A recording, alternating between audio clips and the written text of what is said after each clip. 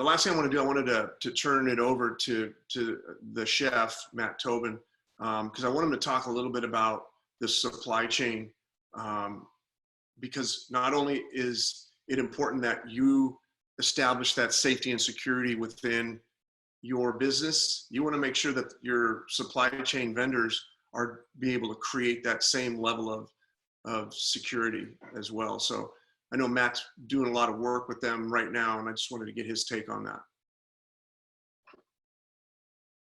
Thanks, Tony.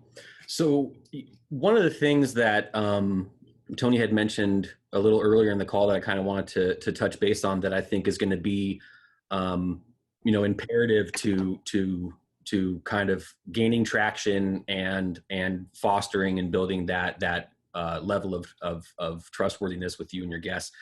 You need to start really having some in-depth conversations with your vendors. And that is going to be, some of them might be uncomfortable, but essentially what you need to do is within your restaurant need to be able to provide a certain level of transparency with an open door policy. Anything you want, well, obviously with the exception of some recipes and stuff like that, but with regards to your sourcing. So that being said, I think that you need to have talks with your vendors, ensuring that every single level of their suppliers' compliance is tip top. And that can be everything from, there's multiple programs that are governed by either the FDA or the USDA. One of them is going to be the Foreign Supplier Verification Program. And the FDA actually just about a week ago essentially said, they wrote a memo saying that it was loose. I loosely understood it as kind of, we're going to be tightening up any possible loose ends there are in our food supply, most specifically with imports. So I think that, that being said, you're going to want to talk to your vendors about all of the product that they are supplying you with. And if there is any type of questionable or anything going on with regards to, produced in this country, but packed in that country, things of that nature, I think you're going to be doing yourself a real disservice if you don't get in front of that right now. I was able to reach out to a number of my of colleagues just across the nation. These are folks from from upscale full service restaurants to quick casual, from West Coast to East Coast.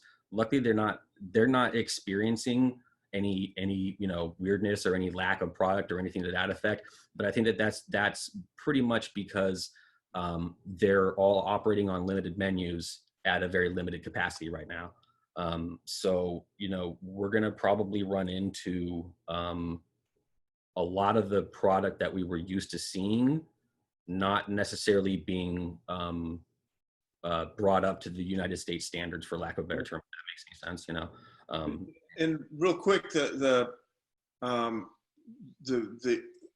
burden is now going to be on these local or these national suppliers to be able to recreate some of these items, because I don't see this happening for a while, and especially if you're an ethnic restaurant that imports a lot of your product, it's they might be fine right now when the inventory is high, but as soon as that inventory runs down, I'm not sure that's going to be coming over the level of frequency or at a price that makes any sense to you either. Yeah, exactly. I think that the price point will definitely. So if you are